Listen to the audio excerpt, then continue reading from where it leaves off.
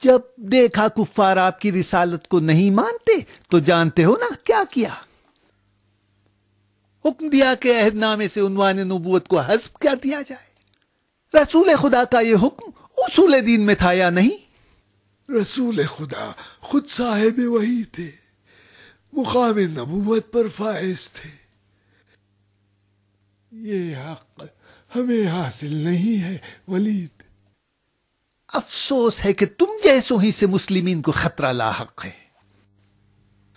ڈرو اس دن سے جب قیصر و کسریٰ کی سرزمین پر تفرقہ مسلمانوں کی کمر توڑ دے گا۔ اس وقت نہ اصل بچے گا نہ فر، نہ ہم بچیں گے نہ تم۔ تم خطرے کو تو جانتے ہو ولید، لیکن اس کی وجہ نہیں سمجھنا چاہتے۔ میں جو امر بالمعروف کرتا ہوں، تفرقہ پھیلاتا ہوں، یا تم مسجد میں تماشا کروا کر؟ تم خلیفہ کے نمائندے ہو، لوگ خلیفہ کی جگہ تمہیں دیکھتے ہیں، تمہاری سنتے ہیں۔ تمہاری ذرہ برابر غلطی بھی پہاڑ بنا لی جائے گی۔ لوگ تمہارے کردار میں خلیفہ کو پرکھتے ہیں اور تمہارے گناہ و ثواب میں خلیفہ کو شریک قرار دیتے ہیں۔ تم نے ابو زبیر نصرانی کو اپنا ہمدم بنا رکھا ہے، مسلمانوں کے بیت المال سے اسے مالا مال کر دیتے ہو۔ کیا تم حرام و حلال الہی کو نہیں جانتے؟ مسجد میں یہودی ساحر سے تماشا لگوا کر اسلام کے اقتدار کا مذاق اڑواتے ہو۔ ابو زبید ساحر یہودی، ابو زبید نصرانی تھا جو مسلمان ہو گیا۔ ساحر یہودی کو کیا صرف افواہوں پر سزا دینا تھا؟ سزا سے پہلے اس کا جرم تو دیکھتے۔ چلو قتل حق تھا، قبول، لیکن سزا کون دیتا؟ مجنون اسدی اپنے قبیلے کی تلواروں کے گھمنڈ میں۔ دور جاہلیت اب کہاں رہا جو اپنے قبیلے کی تلواروں کے زور سے حد جاری کرتے پھرے۔ ضرورت تدبیر کی ہے، تعصب کی نہیں۔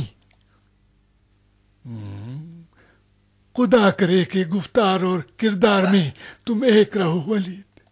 رہنے دو، میں کوفے کے بیت المال کا خزانچی ہوں۔ بیت المال سے تم نے 1,00,000 دینار کا قرضہ لیا ہے۔ تاریخ ادائیگی سے 1 ماہ زیادہ ہو چکا ہے۔ ادائیگی کی مہلت بڑھا دو۔ آخر کب تک؟ میں جب تک مستطیع ہو جاؤں۔ جائز نہیں سمجھتا۔ کیوں؟ تم مستحق نہیں ہو ولید۔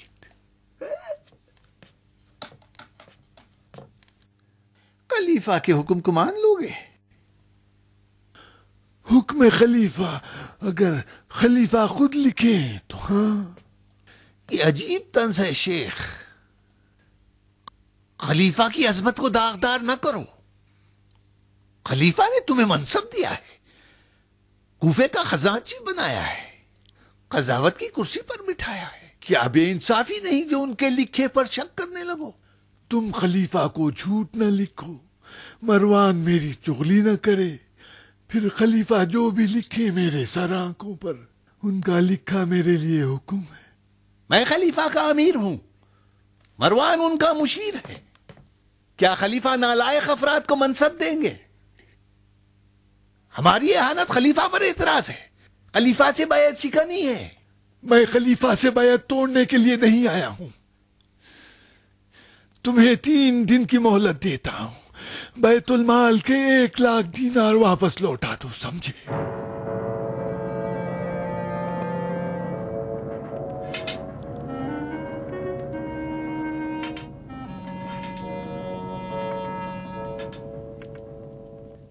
$1,00,000 دینار کو اونٹ کی مینگنیاں سمجھتا ہے۔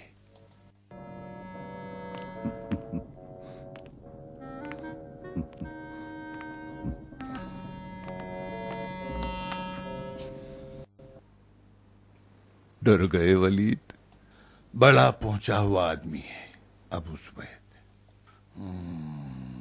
محمد کے خاص صحابیوں میں سے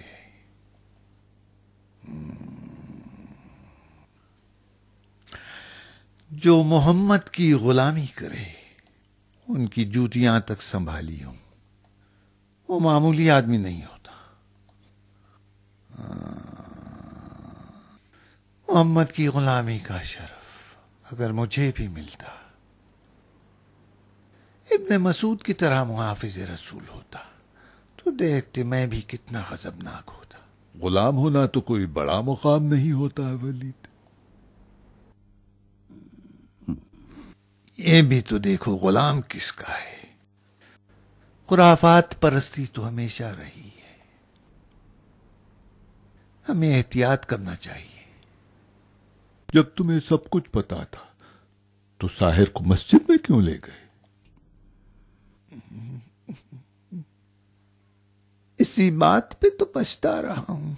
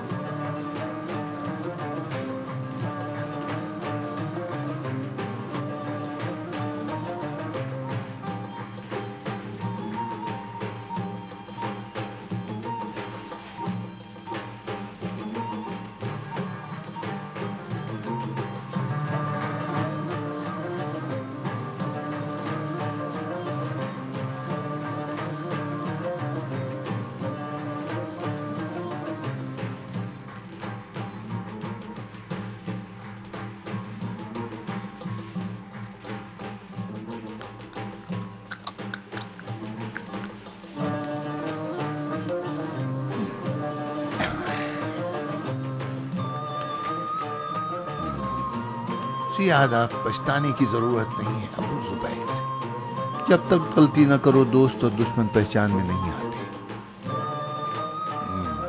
ساحر کو مسجد میں بلا کر میں نے اپنے دشمنوں کو پہچان لیا۔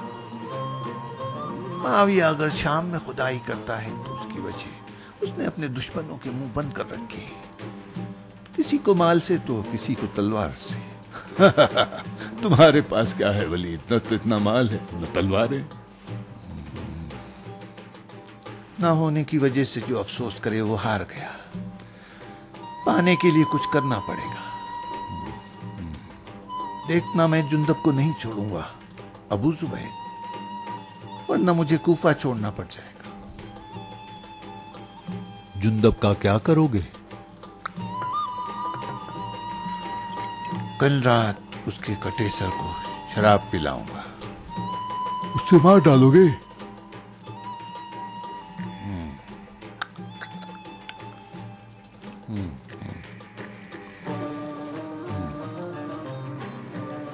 یہ راز ہمارے اور وردان کے درمیان رہے گا۔ ولید، ازدیوں کو کیا جواب دو؟ جندب کو قتل کر دوں گا اور جندب کو بھگا لے جانے کے جرم میں ازدیوں سے جہاد کروں گا۔ دیکھنا میں بھی کوئی مجبور حاکم نہیں۔